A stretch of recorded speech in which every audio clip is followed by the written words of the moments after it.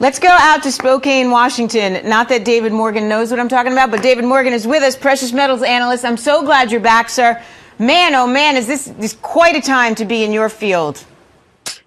It's a rather exciting ride, to put it politely. We've seen almost touch 50, and now we're down around the 36 level as we speak. I've always said silver is much more volatile than gold, and if you're not prepared to hang on, you better not even, ride this market. Silver at one point looking at $50, now down to 36 at one point. I think we hit at the lows. Silver's on a wild ride, too.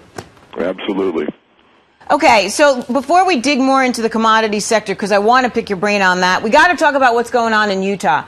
So starting Saturday, gold will be used as a form of currency?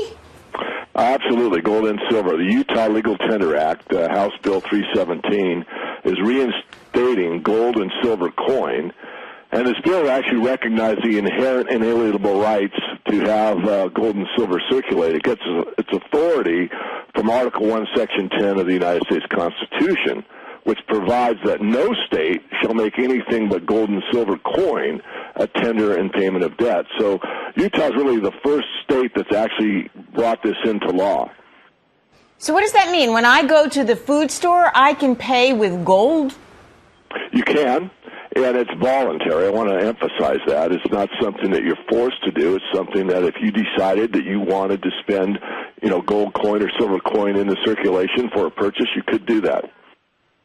It's crazy. So I'm going to go out and buy gold coin, which right now gold is very expensive, and I'm going to use that instead of my dollars, which are worth absolutely nothing. So, right? I mean, that's where we are, I guess.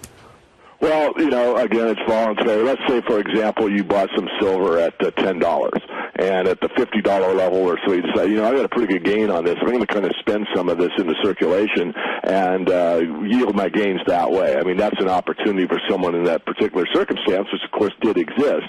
I think the main thing is that it's getting states back to, the Bill of Rights and showing that the states actually can determine for their citizenry. Now, remember, this is an interstate program only. So, in other words, it's only pertaining to Utah at the present time. Okay, but so what does it do to the merchants? Like, do the merchants then have to have gold and silver on hand to make change, so to speak?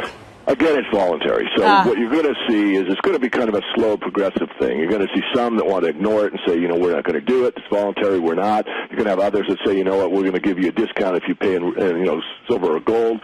And you're going to see a lot just kind of on the sidelines waiting and watching and kind of feeling out how this progresses. So I'm not really all amped up about it right now. I think it's a great start. I'm pro, honest and free money, but it's not something that overnight's going to change very much at all. It's going to, somebody somewhere is going to start transacting business in real money, and then we're going to have to see where it goes.